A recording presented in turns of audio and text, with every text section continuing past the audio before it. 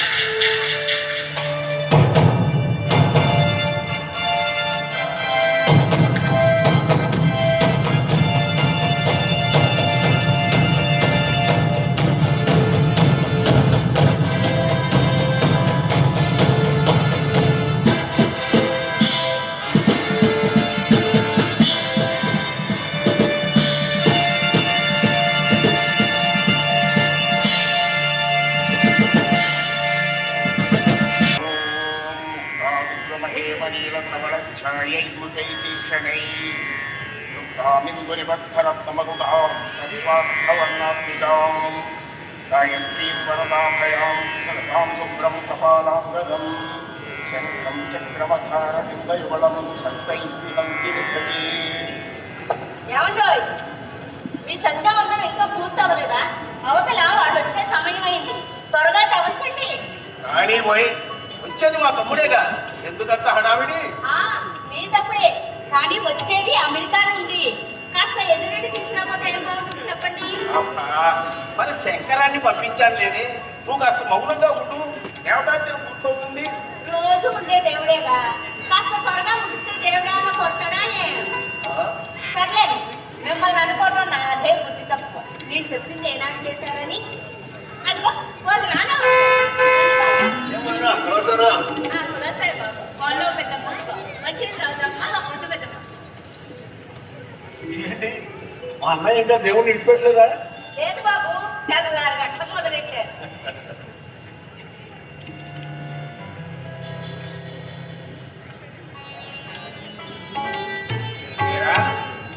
ప్రయాణం బాగా సాగిందా? వెళ్ళి కాళీ కట్టుకుని నాకు తీర్చిస్తాను. ఓహో, ఇది ఒకటి ఉంది కదా, ఇప్పుడు తాకపోతే ఏమన్నా ప్రమాదం? నాకు ఇవ్వండి బావయ్య, నేను కాళీ కట్టుకుని వచ్చి సమస్త పాపక్షేకరం శ్రీరామచంద్ర పాదోదకం పావనం సుఖం. అది సరే, తెల్లారు గట్ల మొదలెట్టే దేవుణ్ణి హింసించడం కాకపోతే ఆయన నెత్తి మీద నీళ్ళోసి, పాలోసి, గంధం పోసి, విభూతి పోసి, అవేవో వాళ్ళన్నీ పిసికి పోసేసి గంటలు గంటలు మంత్రాలు చదివి అవి విగ్రహాలు కాబట్టి బతికిపోయే కానీ నిజంగా దేవుడైతే పారిపోడు. పారిపోయేవాడు దేవుడు ఎందుకు అవుతాడ? ఎన్ని దేశాలు తిరిగినా నీకు ఈ నాస్తిక లక్షణాలు ఇంకా పోలేదన్నమాట. ఏమనంటే ఇది నిజం చెప్తే నాస్తికుడు అంటారు, నిజం చెప్పండి అంటే హేతువాద అంటారు. ఆయన అలాగే అంటారు బాబు. మీ అన్నయ్య సంగతి మీకు తెలిసిందే కదా. ఇదిగో కాఫీ తీసుకోండి. ఇదిగో అమ్మా, గుర్తు పెట్టండి. అంటే అసలు దేవుడే లేరని నీ ఉద్దేశమా? ఎక్కడున్నాడా ఆ దేవుడు? మనిషే తన అవసరం కోసం దేవుడిని సృష్టించుకున్నాడు. ఏడు సమయం భగవంతుడే లేకపోతే నువ్వెక్కడి నుండి వచ్చావు, నేనెక్కడి నుండి వచ్చావు? అసలు ఈ సృష్టి ఎక్కడి నుండి వచ్చింది? గంటవాదం కట్టిపెట్టి కాఫీ తాగు. ఎవరన్నీ తోటి ఎత్తండవాదం. దేవుడు ఉన్నాడనేవాడు లేడనేవాడు ఈ ప్రపంచంలో ఒకే విధంగా జీవిస్తున్నారు.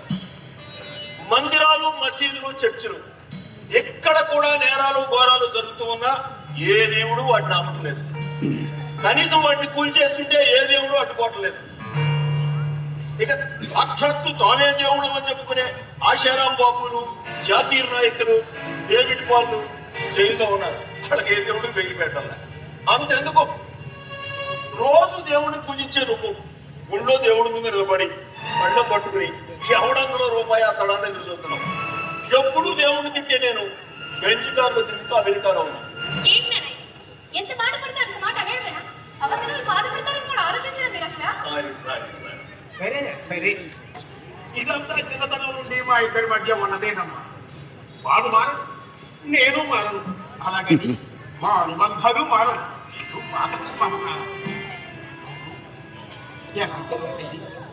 ఏం చదువుకుంటున్నావు? ఎంఎస్ చేస్తున్నాను. అలాగే కూచిపూడి కూడా నేర్చుకుంటున్నాను.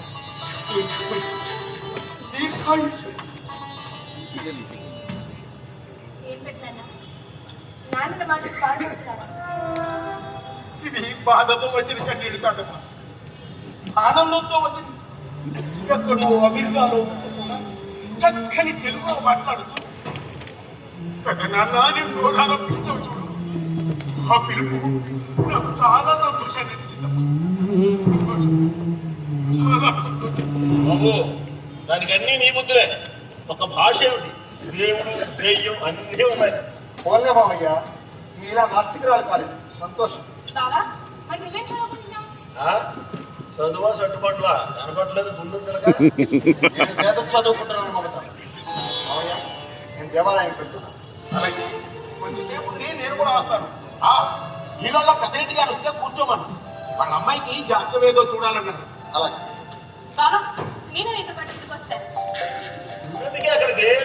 వాడు వచ్చిన పోయేవాడికి షటకోపి పెడుతూ వాడు తెచ్చిన వాడిని దేవుడు నెత్తి మీద పోసి వాడు వచ్చి డబ్బులు పోసి చూస్తూ ఉంటాడు. నీకేం దోస్తుంది అక్కడ? నాన్న అలానే అంటాను బావా. పది మన ఎప్పుడు అంతే నాకు అసలు.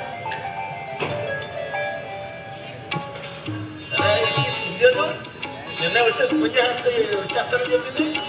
వాళ్ళ ఆఫీస్ వాళ్ళు ఏదో అర్జెంట్ వర్క్ ఉంటే పూర్తి చేసి వెళ్ళమన్నట్టు ముందుకే బయలుదేరానని ఫోన్ చేసింది. సింధు వచ్చేసింది.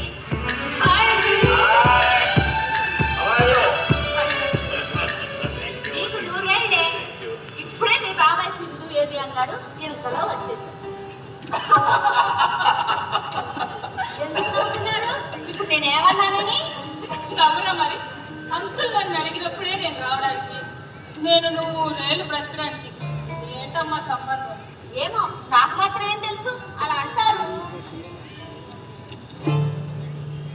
ఎవరో ఏదో అంటారు, ఏదో అనేది మ్యాజిక్లు నాకు తెలియవమ్మా. పెద్దలు అలా అనేవారు, నేను అలా అన్నాను. సరే అక్కడే ఉండు, దిష్టి తీస్తాను. తిరిగి తిరిగి వచ్చావు, ఎన్ని దిష్టి కట్లు పట్టాయో ఏమో. వీళ్ళ నమ్మకాలు ఎలా ఉంటాయంటే అమ్మా, చిన్నప్పుడు మీ నాన్న నేను బాగా అలా చేసేవాళ్ళు. ఒకసారి మీ నాన్నమ్మ అదిగో కూర్చోడు వస్తుంటు పడుకోండి. దాంతో మీ నాన్న కాపులో పడుతుంది. నేను ఎవడా కూర్చోడు, ఆడిక్కడికి ఎందుకు వస్తాడు, ఆడి నాకు చూపించు అని పట్టుబెట్టి. దాంతో మీ నాన్న ఏం చేయాలో తెలియక మా నాన్నని అడిగింది, కూర్చోడంటే ఎవరే అని. ఏమో మా అమ్మ నన్నలా భయపెట్టింది, నాకు కూడా కూర్చోడంటే ఎవరో తెలియదు. వీళ్ళంతా ఏంటి అంకుల్, ఎవరు ఎప్పుడు ఏదో చేశారని దాన్నే సాంప్రదాయం పెట్టి పట్టుకొని వెళ్ళారు. దానికి ఏ లాజిక్ ఉండదు. వెళ్ళి కాడు కడుక్కొని రావే, కాఫీ ఇస్తాను. అబ్బబ్బబ్బా. సరే వెళ్తున్నాను. ఏమ్మా, ప్రయాణం బాగా సాగిందా? అయింది డాడీ. ఆఖరి జరిగింది నాకు. నువ్వు దాంతో మాట్లాడుతూ ఉండరా, ఈలోగా నేను గుడికి వెళ్ళి వస్తాను.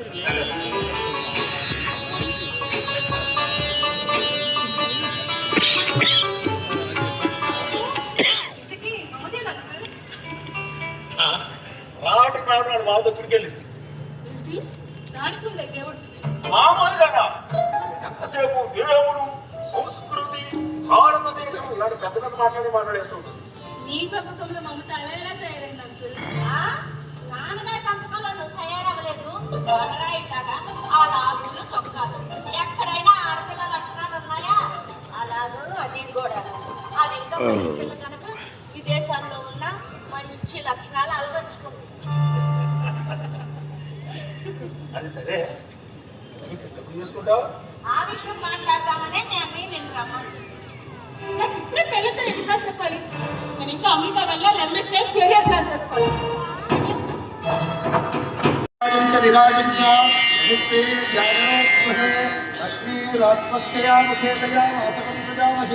సంపదశ్రీరస్తు సమస్త సన్మంగళాని భవంతు, నిత్యశ్రీరస్తు నిత్యమంగళాని భవంతు.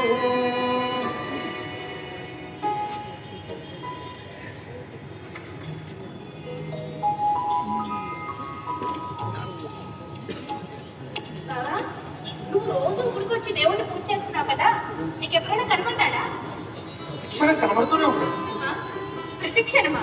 ఎలా? ఆయన నాలోనే ఉన్నాడు కదా.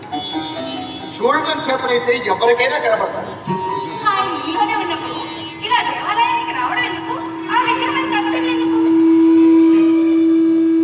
ముఖం మన దగ్గరే ఉంది, కానీ మన కంటికి కనబడదు. కనబడడానికి అద్దంలో చూసుకుంటాం. అద్దంలో ప్రాణం లేదు.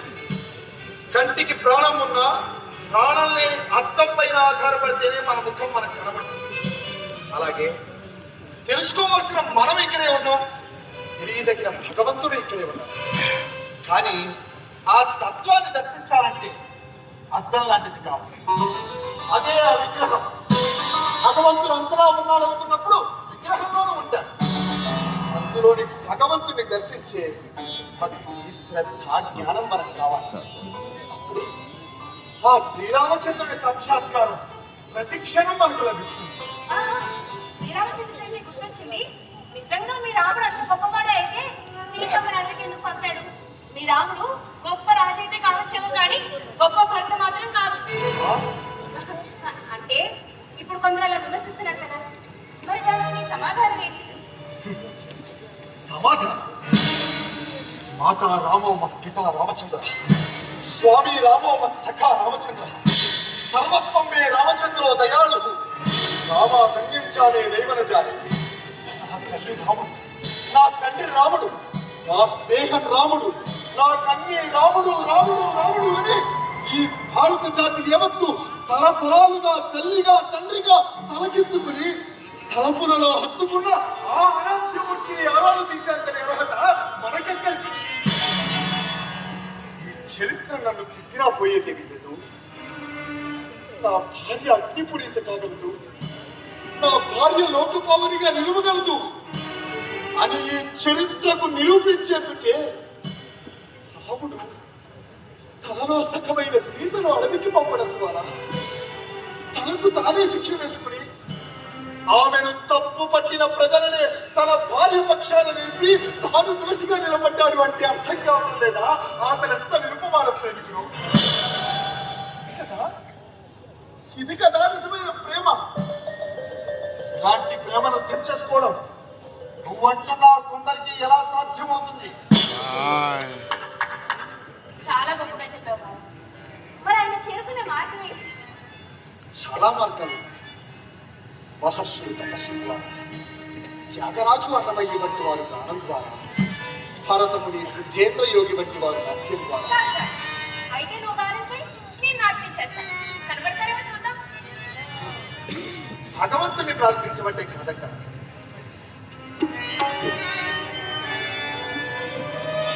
రామ రామ జయ రాజా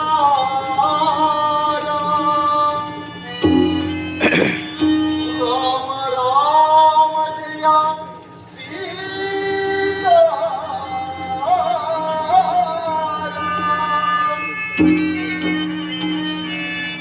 రామ రామ జయ రాజా రామ రామ జయ సీతా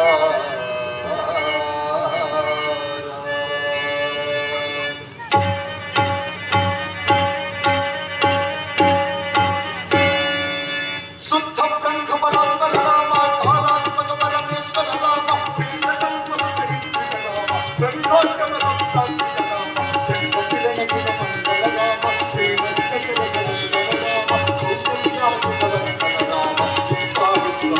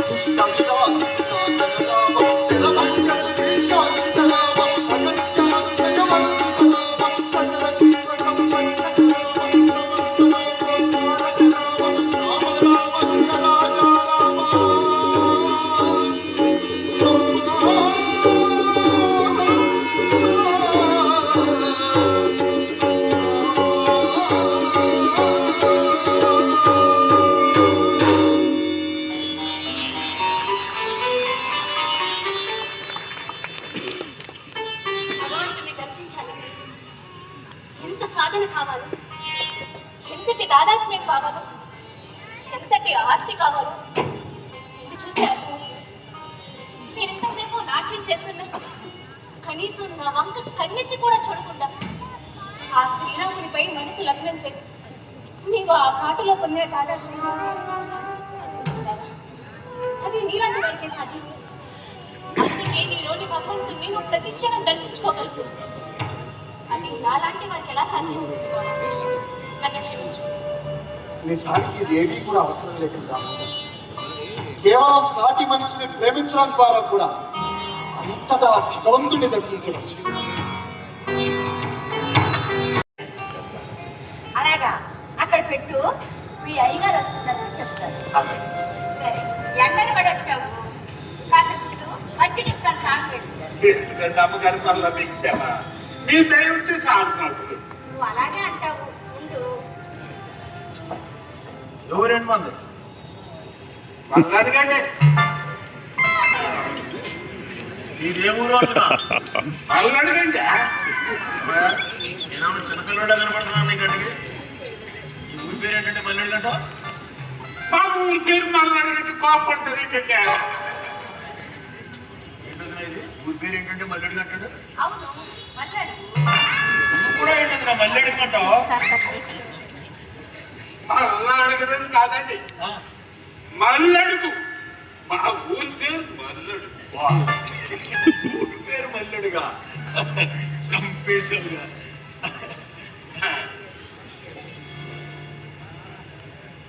మీరేమో ఇక్కడ ఎప్పుడు చూడలేదు మిమ్మల్ని.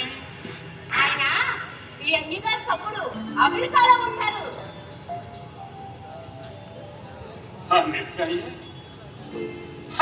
చాలా దూరం కదంటే విమానాలు కోల్డ్ అంటాడు అవిడి. లేకపోతే నీళ్ళ సైకిల్ సేపుతున్నావా? సైకిల్ నా సైకిల్కి మీ విమానానికి పోలికేటంటే ఆ సైకిల్ బంగారం. ఈ సైకిల్ బంగారం మరి విమానం చెత్త, విమానం చెత్త. అవును, మనకి పనికిరాని ఏదైనా చెత్త. నేను నా సైకిల్ మీద మడికెళ్తా, గుడికెళ్తా, బడికెళ్తా. నీ విమానంలో కుదిరితే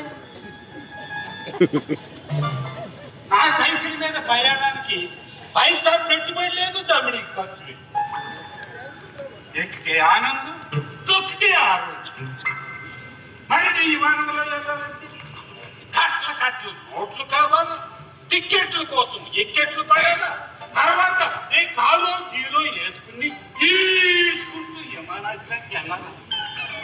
అక్కడ చెక్కింగులు, బుక్కింగులు, ఇమిగ్రేషన్ అన్ని పూర్తయి ఆ విమానం ఎక్కితే అది ఎగిరేటప్పుడు గుళ్ళు జల్లు, దిగేటప్పుడు చెవులు జల్లు. ఇలా కొట్టేసుకోగా. అది సరే, ఇంతకీ ఏమో తీసుకొచ్చావు? అంటే అంటే మా చేను కాపుకొచ్చాకండి మొట్టమొదటి కాయలు అయ్యగారికి చెప్తానండి. అయ్యగారు వాటిని వండించి దేవుడికి నైవేద్యం పెడతారండి. అప్పుడు మాకు జయం కలిగి పంటలు బాగా పండుతాయి. పంటలు బాగా పండాలంటే సకాలంలో నీరు పెట్టాలి, మంచి ఎరువులు వేయాలి, చీడ పేడ పెట్టకుండా కాపలా కాయాలి. అంతేగాని అయ్యగారి కూరలు ఎత్తాను, దేవుడికి నైవేద్యం పెడతాను, పంటలు పండవు. పంటలు ఎలా పండాలో మాకు బాగా తెలుసు. అన్ని వేసి పండించినా అవి మన నోటికాడికి చేరాలంటే ఆ భగవంతుడిగా ఉండాలండి. అందుకే ఈ నైవేద్యం. ఏంటి నైవేద్యం? మీ దేవుడు తింటాడా? ఆయనకి ఇలా చూపించి మీరు తినేదేగా. దేవుడు ప్రత్యక్షంగా తినడు కనుకనే దేవుడు లాంటి మా అయ్యగారికి ఇచ్చానండి. నైవేద్యం పెట్టి ఆర్తింటే దేవుడు తిన్నాడు. దానికి ఆయనకి ఇవ్వడం ఎందుకు? నువ్వే దేవుడికి ఇలా చూపించి తినేయచ్చు కదా. పూర్తిగా జ్ఞానం లేని మనిషి కుక్క చేసే పని కుక్క చేయాలి, గాడి చేసే పని గాడి చేయాలి, రైతు చేసే పని రైతు చెయ్యాల. అలాగే గోదావరి గారు చేసే పని గోదావరి గారు చెయ్యాలి. నువ్వు గర్భగుడిలోకి నైవేద్యం పెడితే మీ దేవుడు తింటా? నేను గుడిలోకి వెళ్ళగలుగుతా పెట్టే. అది ఎందుకు వెళ్ళకూడదు అంటున్నా? దండం మనిషి లేదు.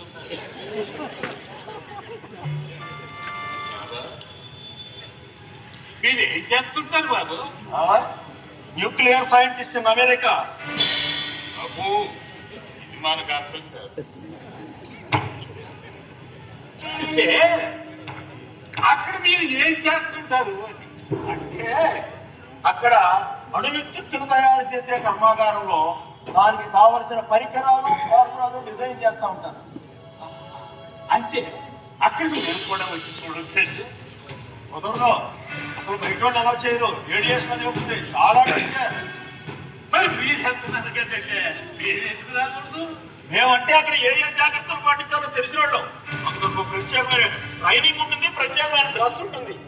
ఇలా ప్రతి అన్నమైన వచ్చి అమాయకంగా దాని మీద దీని మీద చేతులెత్తే సర్వనాశనమే, మొత్తం పోతాం. ఏం చెప్పారంటే చిన్న అణువును నిత్యమని చేసి ల్యాబ్లోకి వెళ్ళడానికి ఉండాలి, ట్రైనింగ్ ఉండాలి, ఏ జాగ్రత్తలు పాటించాలో తెలిసి ఉండాలి. అంటే ఈ బ్రహ్మాండాన్ని సృష్టించిన బ్రహ్మదేవుడు, ఆ భగవంతుడు సృష్టించిన నిక్షిప్తం చేసిన గర్భకుడిలోకి వెళ్తారు. ఎలాంటి డ్రెస్ ఉండాలి, ఎంత ట్రైనింగ్ ఉండాలి, ఎన్ని జాగ్రత్తలు పాటించాలి, ఏది లేకుండా ఇందాక నువ్వు అన్నదే అతి అర్థమైనోడు అని. దానికి నేను ఇంకోటి కల్పన. అతి అర్థమైన నా కుమారుడు గర్భకుడిలోకి వెళ్ళి అది చేద్దాం ఇది చేద్దాం అంటే దేశం నాశనం అయిపోతాయి. అక్కడ జరిగే నాశనం కంటికి కనపడుతుంది, ఇక్కడ జరిగే నాశనం కంటికి కూడా కనపడకుండా జరిగింది.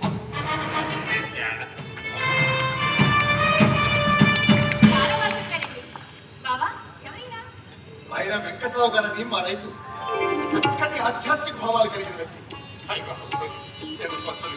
నమస్కారం బాబు. ఇప్పుడు నేను ఏమన్నా తప్పు మాట్లాడితే ఖండించండి. లేదు వెంకట్రావు గారు, కఠినంగా చెప్పినా సత్యాన్ని చాలా స్పష్టంగా చెప్పారు. నిజం, చాలా బాగా చెప్పారు. గారు ఈయన ఎవరంటే మహాలక్ష్మిలాగా ఉంటారు. మహాలక్ష్మి వెంకటలక్ష్మి కాదు, మమత. మమత ఇస్ మై డాక్టర్. ఏం వెంకట్రావు ఎప్పుడు వచ్చావు? అయ్యి బాబాయ్ గురుగారు గురుగారు గురుగారు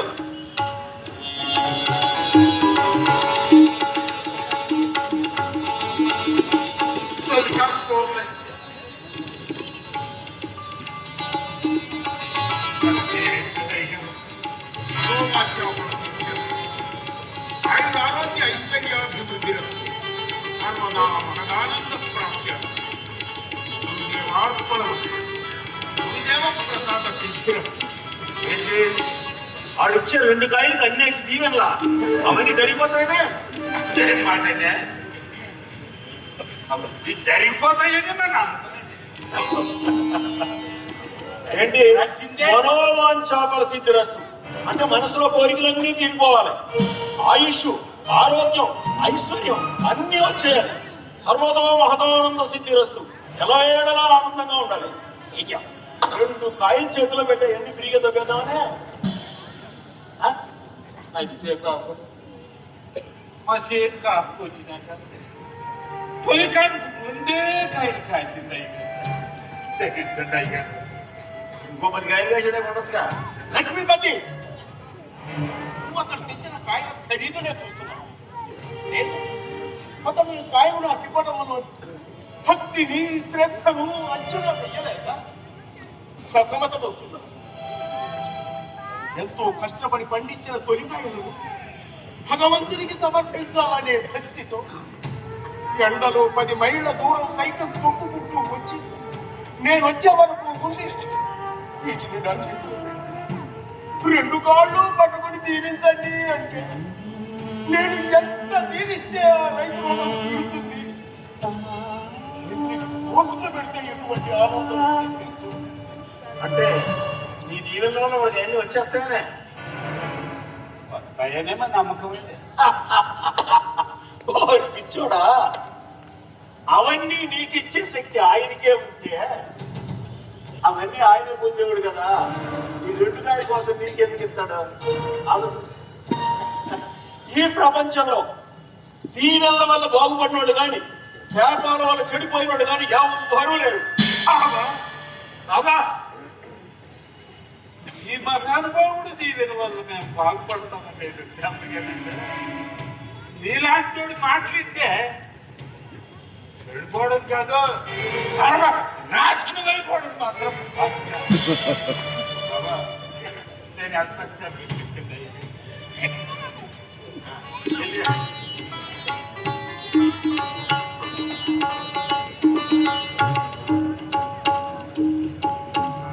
ఇలాంటి అనవసర విషయాల మీద చర్చానా? అసలు విషయం మాట్లాడేది ఏమనుందా? ఏమిట్రా అది? ఏమంటారేంటండి అమ్మాయి పెళ్లి విషయం? చేద్దాం. వచ్చే 2 నెలల్లో మంచి ముహూర్తాలు ఉన్నాయి. ఎవరికి ఇచ్చి? పక్కకంతా ఏమిట్రా? మన శంకరానికి ఇచ్చి. నాకు ఇష్టం లేదండి. దానికి ఇష్టం లేదా? నీకు ఇష్టం లేదా? నాకే ఇష్టం లేదు. దానికి వదిలికే కాదన్నాయా, నాకు కూడా ఇష్టం లేదు. చిన్నప్పటి నుంచి అనుకుంటుందిలేగా. అనుకుంటే దాని ఇష్టాలతో పని లేదా? అదే ఎందుకు ఇష్టం లేదు అని అడుగుతున్నాను. ఎందుకంటే ఏంటన్నయ్యా, సాఫ్ట్వేర్ ఇంజనీర్ చదువుకున్న పిల్ల గుళ్ళు అచ్చికత్వం చేసుకుంటే అని ఎలా ఇష్టపడుతుంది అనుకున్నావు? అంటే ఇష్టపడితే పర్వాలేదు అనుకో. ఏం తప్పు పని కాదు. పైగా గౌరవప్రదమైన వృత్తి కదా. ఏంటి, గుడికొచ్చిన ప్రతి వాడి దగ్గర పళ్ళెం పట్టుకొని వాడేసి చిల్లర కోసం ఎదురు చుట్టమా? సింధు, అర్చకత్వం అంటే అంత చులకనగా కనబడుతుందా నీకు? నిత్యం దేవుణ్ణి అర్చిస్తూ 10 మందిని ధర్మ మార్గంలో నడిపించే వృత్తి ధర్మంలో ఒక అదృష్టం. అలాంటి పరమ పవిత్రమైన వృత్తిని కేవలం డబ్బులు అడుక్కునే వృత్తిగా కించపరిచి మాట్లాడతాం. బుద్ధుందా నీకు? జన్మనిచ్చింది ఒక అర్చకుడు. నువ్వు తింటున్న తిండి, కట్టుకుంటున్న బట్ట కూడా ఒక అర్చకుడి చేత పళ్ళెం పట్టుకుని అడుక్కుని ఇచ్చిందని మర్చిపోకు. అయితే నాకులాగే నా కూతురు కష్టాలు పడాలా? నా జీవితం అంతా పడి తడి తడి వచ్చే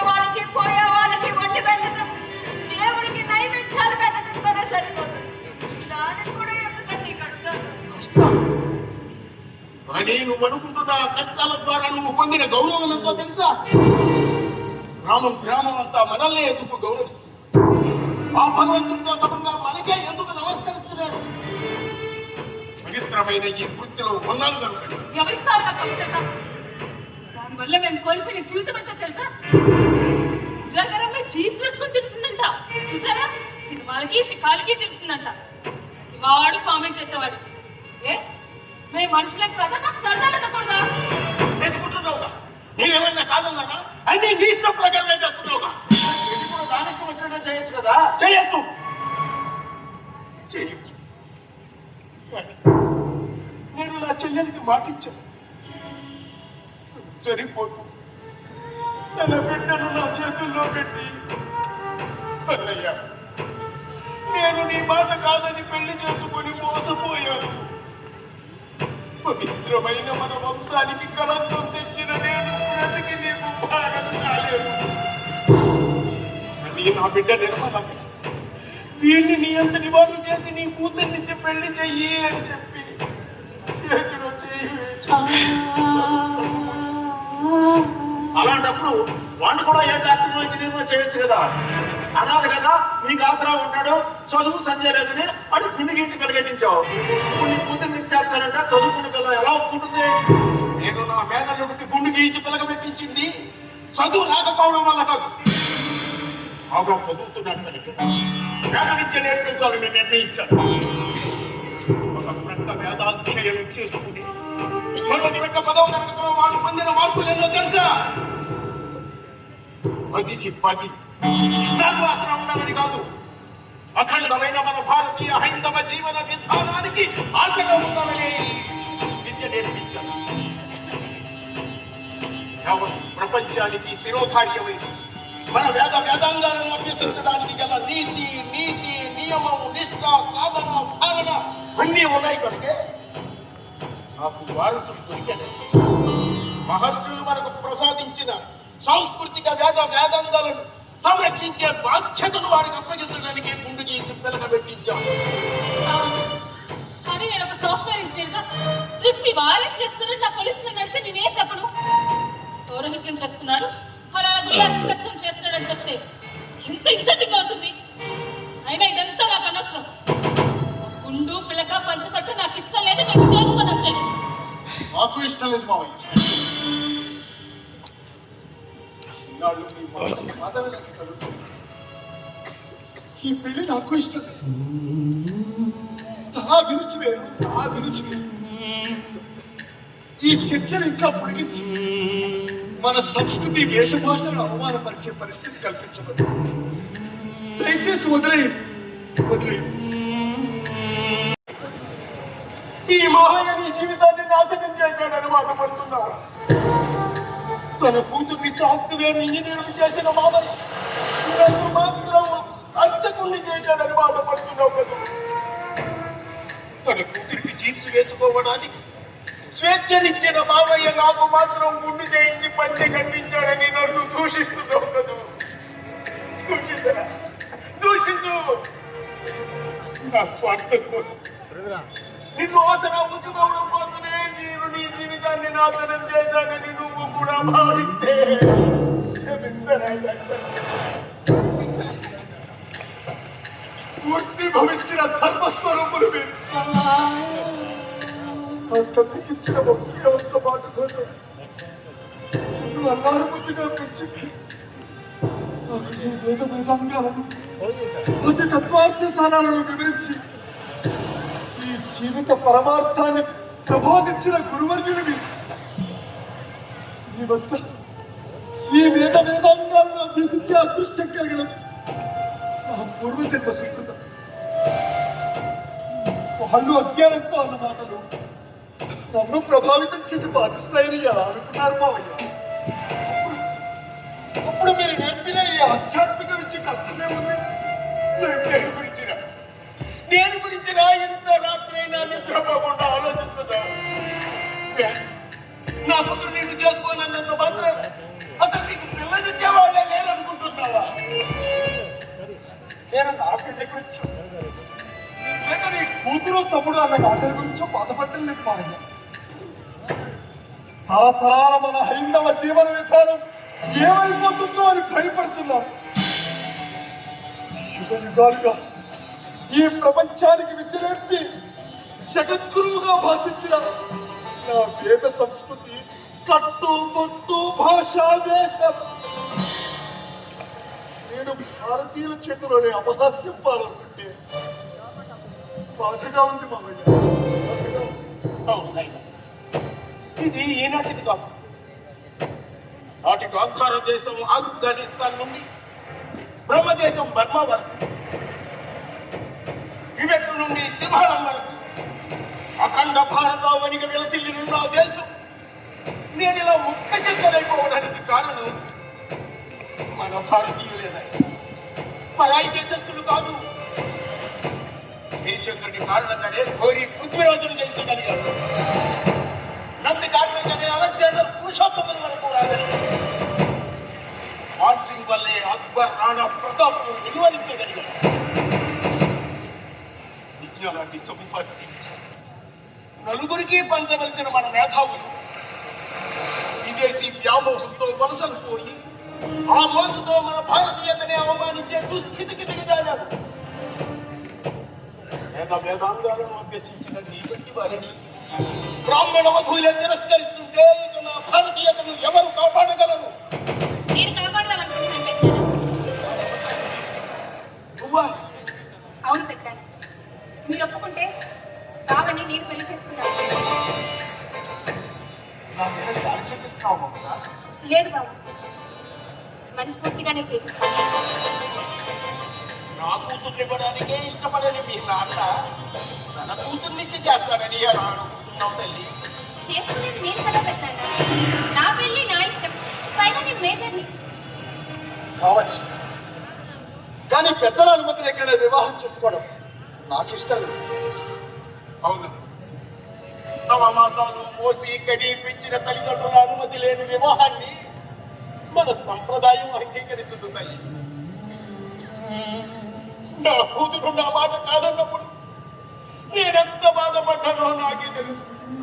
నా బాధ నా తమ్ముడికి రాదు. సరే పెద్దన్న, నేను మీ తమ్ముడిని ఒప్పించే బావని పెళ్లి చేసుకుంటాను. సరేనా? Thank you. నీ అంటే మమత, నాన్న, మనం వెంటనే బయలుదేరాలి. నాన్న, ఏమిటి హడావిడి? ఎక్కడికి బయలుదేరాలంటున్నావు? నేను వెంటనే యుఎస్ వెళ్ళిపోవాలన్నయ్యా. అక్కడ సుప్రీం వరల్డ్ ఇంటలెక్చువల్ కాంటెస్ట్కి నేను అమెరికా నుంచి సెలెక్ట్ అయ్యాను. దానికి ప్రిపరేషన్ అనేది చాలా ఉంటుంది. congratulations నాన్న. అదేంటయ్యా మొన్నగా వచ్చింది, అప్పుడే వెళ్ళిపోవడం ఏంటి? కనీసం పిల్లనైనా ఉంచొచ్చు కదా. ఇది సామాన్యమైన ప్రిపరేషన్ కాదు కదా. ప్రపంచంలో ఉన్న 186 దేశాల నుంచి 186 మంది మేధావులు ప్రతినిధులుగా పాల్గొంటారు. వాళ్ళ మధ్య అనేక రకాల టాలెంట్ టెస్ట్ జరిపి చివరికి 24 మందిని సెలెక్ట్ చేస్తారు. వాళ్ళ మధ్య వల్ల గ్రూప్ డిస్కషన్స్ ఓపీ ఈపీ అన్ని జరిపి చివరికి 2 సెలెక్ట్ చేస్తారు. వాళ్ళిద్దరి మధ్య ఫైనల్ డిబేట్. అందులో గెలిచిన వాళ్ళకి $1 మిలియన్ ప్రైజ్ మనీ. అంటే అంటే మన కరెన్సీలో 9 కోట్లు. అంత డబ్బే? అంతేనా? దానివల్ల ప్రపంచవ్యాప్తంగా వచ్చే పేరు ప్రతిష్ట అసలు గెలవాలే కానీ ఓవర్ నైట్ మనం సెలబ్రిటీగా మారిపోము.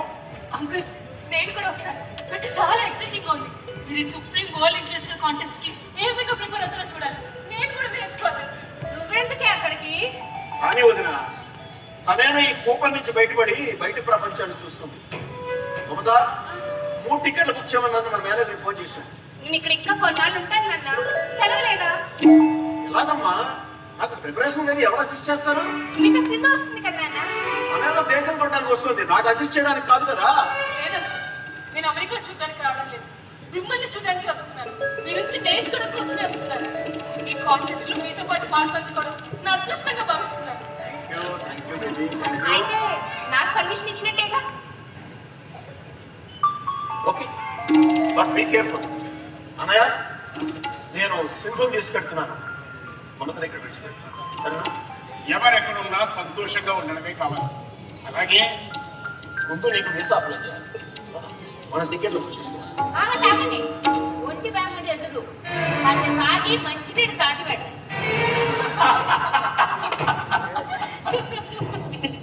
ఏంటి అయిపోయావు? నువ్వు ఎదురొస్తే మాకేదో జరిగిపోతుందనే? ఆ? నువ్వేనా ఈ శకునాల నుంచి చేదస్థానం నుంచి బయటపడు. ఆడంటే ముసలాళ్ళు చేదస్తాం కనీసం నువ్వేనా బాగుపడు. ఎవరి నమ్మకాలు వాళ్ళ మావయ్య, విరవలేదు.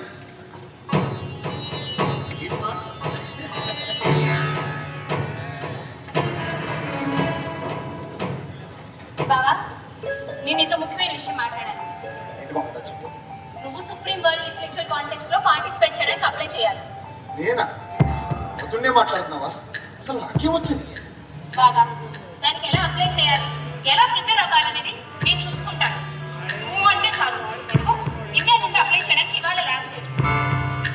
ఇది సరే, భారతదేశంలో ఎంతో మంది మేధావులుగా నేనెలా సెలెక్ట్ అవుతాను అనుకున్నావు? నువ్వు అప్లై చేస్తే కొంతైనా ప్రయోజనం ఉంటుంది. బాగా నీ శక్తి నీకు తెలియదు. భగవంతుడిపై నువ్వు చెప్పిన వ్యాఖ్యానం అద్భుతం. వేద వేదాంతాలపై నీకున్న పట్టు కరుణసి దానికి బాగా ఉపయోగపడుతుంది. ఇదిగో ఇప్పటికీ ఇండియా నుండి 23 మంది అప్లై చేశారు. నువ్వు 24వ వాడు. ముందు అప్లై చేస్తాను, తర్వాత సంగతి తర్వాత ప్లీజ్. సరే అలాగే కానీ ఒకసారి మావయ్య అడిగి. మావయ్య అంతా విన్నాను. మై ముచ్చట పడుతుంది కానీ ఇది మంచి ముహూర్తం. అప్లికేషన్ పెట్టలేదు. నీ ఆధార్ నెంబర్ చెప్పు. 420491289120. భలే గుర్తు పెట్టుకున్నావే.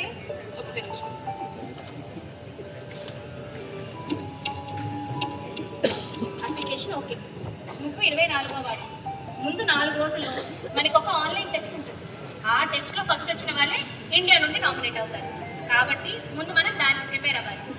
ఈ పిచ్చి కానీ నాకు ఇంగ్లీష్ పై అంతగా పట్టు లేదు. అసలు వాళ్ళ యాక్షన్ నాకు అర్థం కావడమే కష్టం. దానికి నేనున్నాను కదా బాబా. ఇందులో పోటీ చేసే ప్రతి మేధావి ఒక అసిస్టెంట్ ని పెట్టుకోవచ్చు. అలాగే ఎవరి మాతృభాషలో వాళ్ళు రాయొచ్చు. కాకపోతే ఏదో ఒక శాస్త్రాన్ని, ఒక భాషని, ఒక మత గ్రంథాన్ని ఆప్షన్స్ ఎంచుకోవచ్చు. చాలా సంతోషం. అయితే నా ఎంపిక సాహిత్యానికి సంస్కృతం, మత గ్రంథానికి భగవద్గీత, కౌటిల్యుని అర్థశాస్త్రం, పతంజలి యోగ శాస్త్రం. కానీ బాబా మనం చెప్పే ప్రతి మాట మనం ప్రూవ్ చేయగలిగేలా ఉండాలి. ఓకేనా? అలాగే ఈరోజు అభ్యాసం ప్రారంభిద్దాం. ఈ కార్యక్రమానికి నేను రథి, నీవు సారథి. థ్యాంక్స్ బాబా. అభ్యాసం జడ్జెస్ ఎంతవరకు ఆకర్షించిందో తెలియదు కానీ ఈ సాహిత్యంలో మాత్రం నేను చాలా నేర్చుకున్నాను. భలేవాడివే బాబా. నా దగ్గర ఏముంది నేర్చుకోవడానికి? 4 ఇంగ్లీష్ ముక్కలు, కొంత కంప్యూటర్ నాలెడ్జ్ తప్ప. ఇదో మీరు రిజల్ట్స్ అనుకుంటా.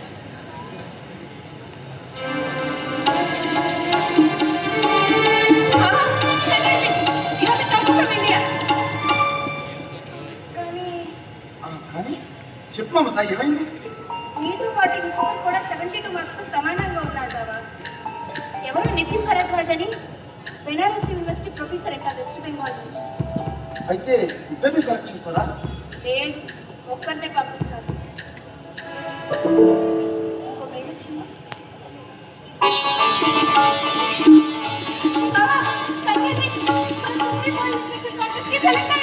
ఎలా? ఆయన కన్నా నీ వయసు తక్కువ కనుక జూరీ నిన్నే విజేతగా ప్రకటించింది. కానీ పాపం అక్కడ ఆయన ఎంత బాధపడుతూ ఉంటాడు కదా. హలో, ఇక్కడే ఉన్నారా? ఇస్తారు సార్, లైన్లో ఉండు. అమ్మా నాన్న మాట్లాడు. హలో నాన్న. అసలు నాన్న గుర్తున్నాడా నీకు? 10 రోజులుగా నీ దగ్గర నుంచి ఫోన్ లేదు. నేను ఎప్పుడు ఫోన్ చేసినా స్విచ్ ఆఫ్ వస్తాను. చిన్న స్టడీ వర్క్ లో ఉండిపోయాను నాన్న. సారీ. ఇంటికి సింధు ఎలా ఉంది? She an excellent guide. నాకు ప్రిపరేషన్లో చాలా అద్భుతంగా సాయపడ్డాడు. సరే, నేను ఎల్లుండి బయలుదేరి యూకే పెడుతున్నాను. నా అసిస్టెంట్గా సింధునే నామినేట్ చేశాను. నువ్వే మంచి ఛాన్స్ మిస్ అయ్యావు. పర్వాలేదు నాన్న, నేను ఇక్కడ చాలా హ్యాపీగా ఉన్నాను. అది సరే, ఇండియా నుంచి ఎవడో వన్ మిస్టర్ శంకరం అని సెలెక్ట్ అయ్యాడమ్మా. ఆడు ఎంచుకున్న సబ్జెక్టులు చూస్తే నాకు నవ్వొచ్చింది. ఏదో కౌటిల్యుడి అర్థశాస్త్రం, పతంజలి యోగ శాస్త్రం, వేదాలు, ఉపనిషత్తులు ఏంటంటో ఉన్నాయి. అసలు వాడు ఎలా సెలెక్ట్ అయ్యాడో కూడా నాకు అర్థం కాలేదు. ఆ శంకరం ఎవరో కాదు నాన్న, మన బావే. భలే జోకేశావుగా. జోక్ కాదు నాన్న, నిజం. ఊరుకోమ్మా, నేనేమన్నా పిచ్చోడు అనుకున్నావా? ఇందులో పాల్గొవాలంటే మినిమం క్వాలిఫికేషన్ పీజీ. బావ ఎంఏ సాంస్క్రిట్ నాన్న, ఎంఏ ఆస్ట్రాలజీ కూడా. ఇవన్నీ ఎప్పుడు చదివాడమ్మా? ఎప్పుడు ఆ గుడి దగ్గర పడుకుంటాడుగా. అసలు కాలేజీకి ఎప్పుడు వెళ్ళాడనే?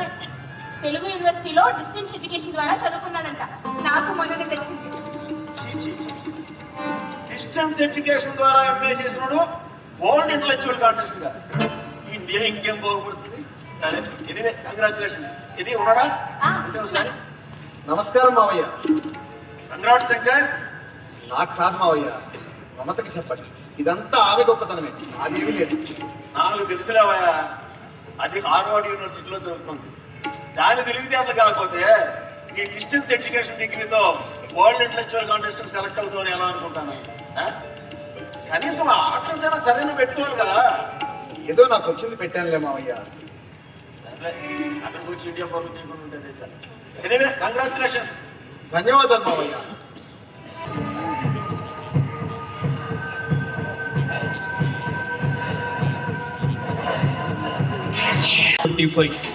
First of all, 3,300 people from 186 countries applied for this competition. Digital examination was given to all of them, and 186 people were selected from them, one per each country. Later, various types of talent tests like current affairs, aptitude, reasoning, essay writing, etc. were conducted, and 24 people were selected for the semi-final. After that, they are divided into two groups, A and B. And the toppers are selected based on different types of group discussions, behavior, thinking pattern, and intelligence. As part of this, our judges observed every move of the 24 semi-finalists and decided the winners.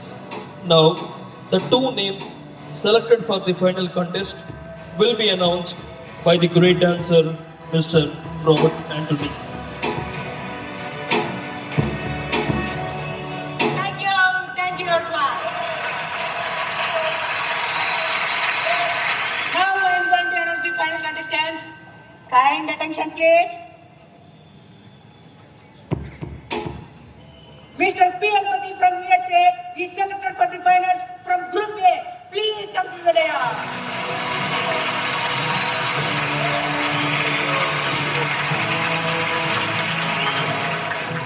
అభినందనలు మావయ్య. Congratulations నాన్న. Final చేరడం అంటే India నుంచి వచ్చేంత సులువు కాదు. World level knowledge ఉండాలి.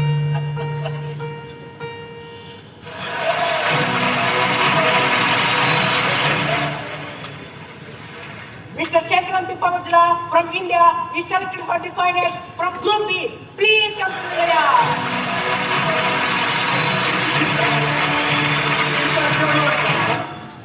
ఏమో అంకుల్, నాకు అదే అర్థం కావట్లేదు. అక్కడ మమతుంది కదా, ఆమె ప్రభావమే కావచ్చు. ఏదైనా మన మనసులు అయిపోయింది. ఫైనల్ రౌండ్ అంతా డిబేటింగ్. ఇంట్లో అసిస్టెంట్స్ మాట్లాడారు.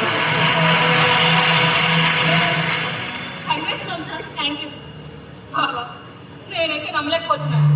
నేను కూడా నమ్మలేకపోతున్నాను అసలు. అంతా భగవంతుడిదయ్యా. నవ్వండి నాన్న, ఆగిపోయారే? నాకు రావడం లేదా? లేకపోతే మీకు కూడా భగవంతుడు ఉన్నాడనే నమ్మకం కలుగుతుందా?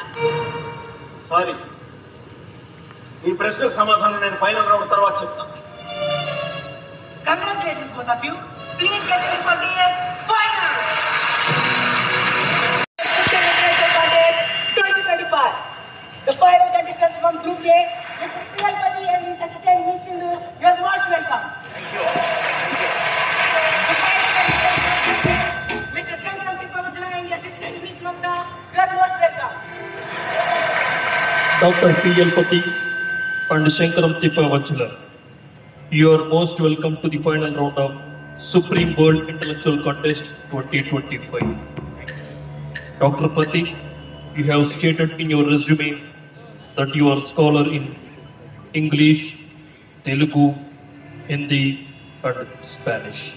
Yes. Mr. Shankaram Tipavachula, you have written in your resume that you are scholar in Telugu and Sanskrit. అవును సుప్రీం. కాబట్టి మీ ఇద్దరికీ తెలిసిన భాష తెలుగు కనుక మీ వాదనలు తెలుగులో కొనసాగించవచ్చు. మీ వాదనలు ఇంటర్నెట్ ద్వారా ప్రపంచమంతా ప్రత్యక్షంగా ప్రసారం అవుతుంది. మీ వాదనను ఏ ప్రాంతం వారు వారి వారి స్థానిక భాషలో వినగలిగే విధంగా లైవ్ ట్రాన్స్లేషన్ చేయబడుతుంది. మీ వాదనలపై వీక్షకులు వారి మొబైల్ నుండి ఇంటర్నెట్ ద్వారా వారి అభిప్రాయాన్ని ఓట్ చేసి తెలియచేస్తారు. ఎవరికి ఎన్ని ఓట్లు వచ్చాయో మీ ఎదురుగా ఉన్న స్కోర్ బోర్డుపై ఎప్పటికప్పుడు డిస్ప్లే చేయబడుతుంది. ఎవరికి ఎన్ని ఓట్లు వచ్చాయి అనే దానిపైనే విజేతను నిర్ణయించడం జరుగుతుంది. అభ్యర్థుల సహాయకులు ఇందులో మాట్లాడటానికి వీల్లేదు, కానీ అభ్యర్థులు వారి సలహాలు తీసుకోవచ్చు. టాపిక్స్ ఇవ్వడానికి ముందుగా మిమ్మల్ని మీరు పరిచయం చేసుకుని ఓట్లను అభ్యర్థించండి. I am Dr. P.L. Pati, citizen of America, the country which produces many intellectuals in the world.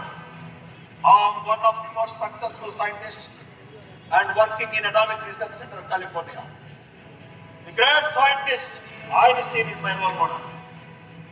Please vote me. Only for me. Thank you. అందరికీ నమస్కారం. నా పేరు తిప్పవచ్చుల శంకరం. నేను అత్యంత ప్రాచీన సంస్కృతి కలిగిన భారతదేశం నుండి వచ్చాను. నేను వేదం చదువుకుంటున్నాను. అన్ని మతాలు గొప్పవే అని ప్రపంచ వేదికపై ఎలుగెత్తి చాటిన వివేకానందుడు నాకు ఆదర్శం. దయచేసి వాలో ఎవరి వాదన మీకు నచ్చితే వారికే ఓటు వేయండి. ధన్యవాదాలు. ముందుగా మీకు కొన్ని టాపిక్స్ ఇవ్వబడతాయి.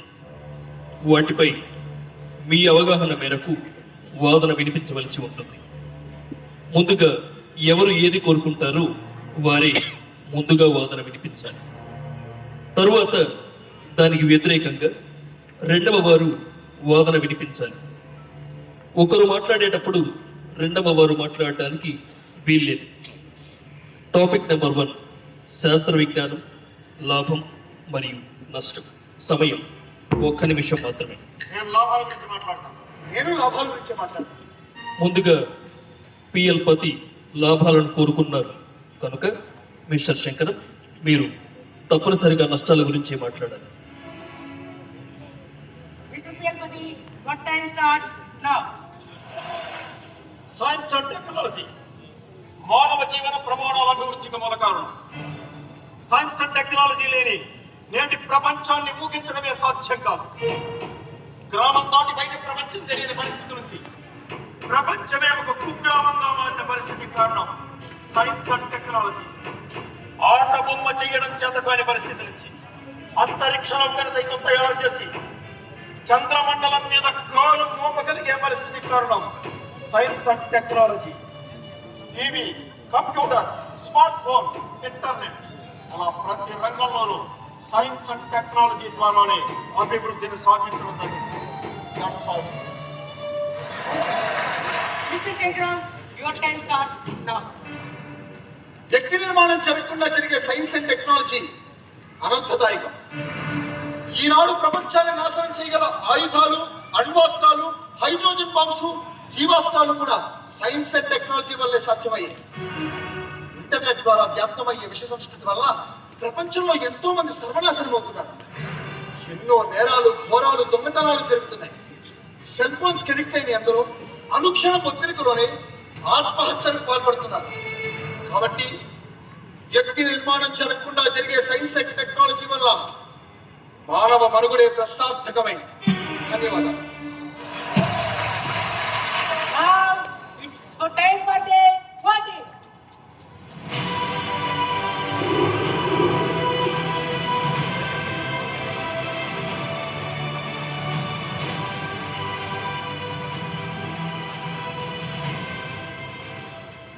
Congratulations, Mr. Piyalpati. You are the winner of the first round. రెండవ అంశం, దేవుడు ఉన్నాడు లేడు. నేను లేడు అంటాను. నేను ఉన్నాడు అని నిరూపిస్తాను. Now you can proceed. దేవుడు ఉన్నాడు సైన్స్ ఎప్పుడు అంగీకరించు. మనిషి తన అవసరం కోసం భగవంతుడిని సృష్టించుకున్నాడు. నిప్పులు కనిపెట్టింది ఎవరు? మనిషి. చక్రాన్ని కనిపెట్టింది ఎవరు? మనిషి. బస్సులు, రైళ్లు, విమానాలు, ఓడలు కనిపెట్టింది ఎవరు? మనిషి. ఇంటర్నెట్, వాట్సాప్, యూట్యూబ్, ఫేస్బుక్ కనిపెట్టింది ఎవరు? మనిషి. మందిరం, మసీదు, చర్చి నిర్మించింది ఎవరు? మనిషి. వాటిలో దేవుణ్ణి ప్రతిష్ఠించింది ఎవరు? మనిషి. వాటికి లేని మహిమలు కల్పించి పూజలు, ప్రార్థనలు చెయ్యమని చెప్పింది ఎవరు? అన్ని పనులు తానే చేసి ఇదంతా దేవుడి దయ వల్లే జరిగింది అని చెప్పిన వాడు కూడా మనిషి. అంటే మనిషి అన్నింటినీ సృష్టించి వాటికి దైవత్వాన్ని ఆపాదించాడంటారు. ఎగ్జాక్ట్లీ. మనిషి తప్ప ప్రపంచంలో ఏ జీవి భగవంతుడిని కోరికలు కోరదు. మనిషి సంచారం లేని చోట, అంటే మంచు ఖండాలలో గాని, ఇతర గ్రహాలలో గాని మందిరం గాని, మసీదు గాని, చర్చి గాని లేవు. వేరు వేరు ప్రాంతాల్లో వేరు వేరు దేవుళ్ళు. దీని అర్థం ఏమిటి? మనిషి తనకిష్టమైన రీతిలో, ఇష్టమైన ఊహలతో భగవంతుడిని సృష్టించుకున్నాడు. రోజుకో కొత్త దేవుడు, ప్రాంతానికో కొత్త పద్ధతి. మా దేవుడు గొప్ప అంటే, మా దేవుడు గొప్ప అంటే అని వాదనలు, తన్నుకొని చావడాలు. అన్ని మతాల వాళ్ళు చెప్తారు భగవంతుడు ఒక్కడే అని. కానీ కొసమెరికి ఏంటంటే ఆ ఒక్క దేవుడు మావాడే. చాలా గొప్పగా చెప్పారు. నిప్పును కనిపెట్టింది మనిషి, కానీ అగ్నిని సృష్టించింది ఎవరు? భూమిని, నీటిని, గాలిని, అగ్నిని, ఆకాశాన్ని మనిషే సృష్టించాడా? ఏం అజ్ఞానం ఇది! భూమిపై గల 84 లక్షల జీవరాశులన్నింటికి మనిషే సృష్టించాడా? ఆయా జీవరాశులు ఏ ఏ వేళలకు ఏ ఏ ఆహారాన్ని ఎలా తినాలో, ఎలా సంపాదించుకోవాలో మనిషే నేర్పించాడా? ఆయా జీవరాశులన్నింటికి తమ సంతానాన్ని తామే వృద్ధి చేసుకునేలాగా అవయవాలను, జ్ఞానాన్ని మనిషే ప్రసాదించాడా? ఒక మహాకవి చెప్పినట్లుగా, విశ్వం కోటాను కోట్ల నక్షత్రములురా, ఆ నక్షత్రములలోన మన సూర్యుడు ఒక్కడురా, ఆ సూర్య కుటుంబములోన మన భూపతి చిన్నదిరా, ఆ భూమి మీద మన దేశం, రాష్ట్రం మరింత చిన్నదిరా, ఆ రాష్ట్రంలోన మండలమందలి గ్రామంలోన నీ ఒక నలకవురా, నలకవు నీవు విశ్వేశ్వరునికి, నలకవు నీవు విశ్వేశ్వరునికి, కులమత భేదం అంతగంటే అజ్ఞానం విడుమురా, ఎలా విలువ అలా పలికి అంతటా నానయ్యురా. భూమి కవతల ఏముందో తెలుసుకోలేని మానవుడు విశ్వాంతరాలను సృష్టించిన భగవంతుణ్ణి సృష్టించాడనుకోవడం ఎంత మూర్ఖత్వం! వేరు వేరు ప్రాంతాల్లో వేరు వేరు దేవుళ్ళు అన్నారు. వాస్తవమే, ఆయా ప్రాంతాలలో వారి వారి భావాలకు, అనుభవాలకు అనుగుణంగా భగవంతుణ్ణి అనేక విధాలుగా మానవుడే ఊహించుకుని ఉండవచ్చు కాక, కానీ మనిషికి ఆ శక్తిని ఇచ్చింది కూడా భగవంతుడే. ధన్యవాదాలు. Thank you. Now it's time for the order.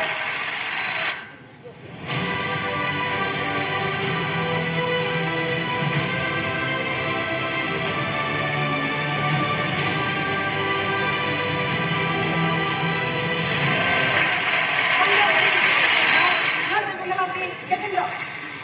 Wow, what an interesting grand finale. The first round winner, Mr. P.L. Pati, and second round winner, Mr. Sekira. What about third round? See you after the break.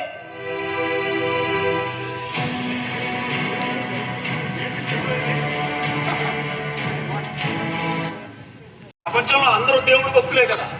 ఏమో uncle, నాకు అర్థం కావట్లేదు. అదే అయింది. Welcome back after the break. Now it's ఇప్పుడు 3వ ఘట్టంలో భాగంగా నేను కొన్ని ప్రశ్నలు ఇవ్వడం జరుగుతుంది. వాటి సమాధానాలు మేమిచ్చిన ల్యాప్టాప్లో టైప్ చేసి సుప్రీంకి పంపించండి.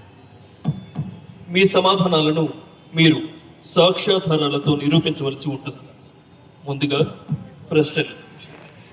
మొదటి ప్రశ్న, ప్రపంచంలో మొట్టమొదటి విమానాన్ని కనుగొన్నది ఎవరు? ఇంతవరకు ప్రపంచంలో అతిపెద్ద విమానం ఏది? రెండవ ప్రశ్న, మొట్టమొదటి గైడెడ్ వెపన్ ఏది? దానిని ఎప్పుడు ఎవరు తయారు చేశారు? ఎవరు ఎక్కడ ఉపయోగించారు? మూడవ ప్రశ్న, మొట్టమొదటి టెస్ట్ ట్యూబ్ బేబీ ఎప్పుడు ఎక్కడ పుట్టింది? ఎవరు తయారు చేశారు? సమాధానాలు వ్రాయడానికి ముందు మీరు మీ సహాయకుల సహకారాన్ని తీసుకోవచ్చు, కానీ వ్రాసిన తరువాత వాటిని నిరూపించే విషయంలో వేసే అనుబంధ ప్రశ్నలకు అభ్యర్థులే సమాధానం చెప్పాలి. Objection supreme. ఇది ఫైనల్ రౌండ్. ఇక్కడ దీనికి సమాధానాలు మేమిద్దరమే రాయాలి. ఇందులో అసిస్టెంట్ సహకారం ఉండకూడదు. డాక్టర్ పిఎల్ పతి, విజేతను నిర్ణయించడానికి మాకు స్పష్టమైన విధానం ఉంది. మీ సలహాలు సుప్రీంకి అవసరం లేదు. సారీ.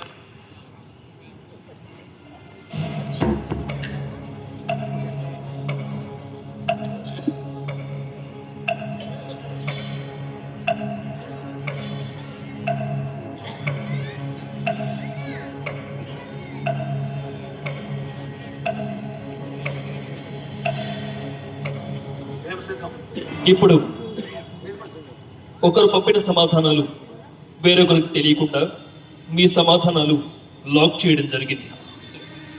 మీరు ఇచ్చిన సమాధానాలు తరువాత మార్చడానికి వీల్లేదు.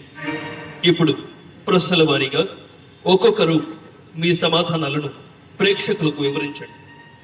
మొదటి ప్రశ్న, ప్రపంచంలో మొట్టమొదటి విమానాన్ని కనుగొన్నది ఎవరు? ఇంతవరకు ప్రపంచంలో అతిపెద్ద విమానం ఏది? The first inventors of an aeroplane were Wright brothers in 1903. And the biggest aeroplane in the world is Antonov AN-225 Maria. దీన్ని USSR తయారు చేసింది. Its capacity 640 metric tons. That's all. ఈ ప్రపంచంలో మొట్టమొదటి విమానం తయారు చేసిన వాడు విశ్వకర్మ. త్రేతాయుగంలో తయారు చేయడం జరిగింది. అలాగే ఈ ప్రపంచంలో అతిపెద్ద విమానం పుష్పక విమానం. దీనిని తయారు చేసిన వాడు కూడా విశ్వకర్మే. ఇందులో ఎంతమంది ఎక్కినా ఇంకొకరికి చోటు ఉంటుంది. It has an expandable technology. అదే దాని ప్రత్యేకత. ధన్యవాదాలు. రెండవ ప్రశ్న, మొట్టమొదటి మల్టీ టాస్క్ గైడెడ్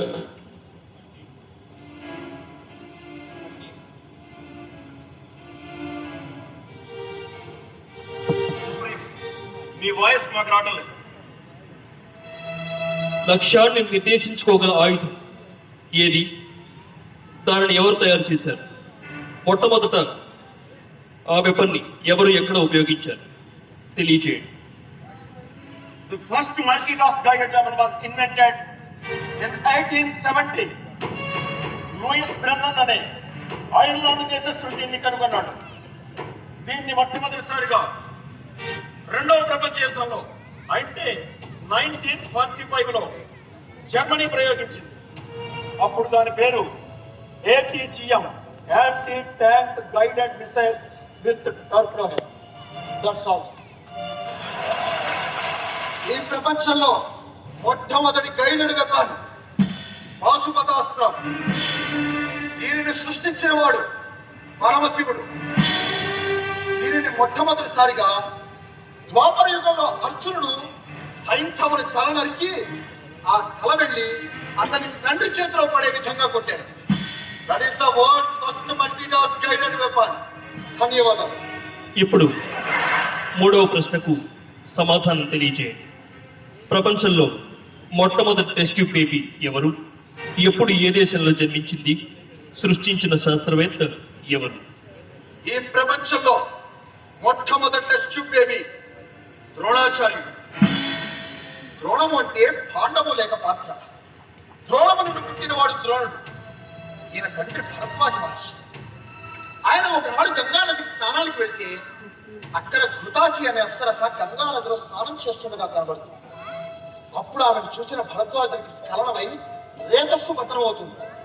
ఆ రేతస్సును ఒక మంత్రశక్తితో పాండవులో నిక్షిప్తము చేయగా పుట్టిన బాలుడికి ద్రోణుడు అని నామకరణం చేస్తారు. ఇది ద్వాపర యుగంలో జరిగింది. చూశారా, ఇది ఇతని నిజస్థితి.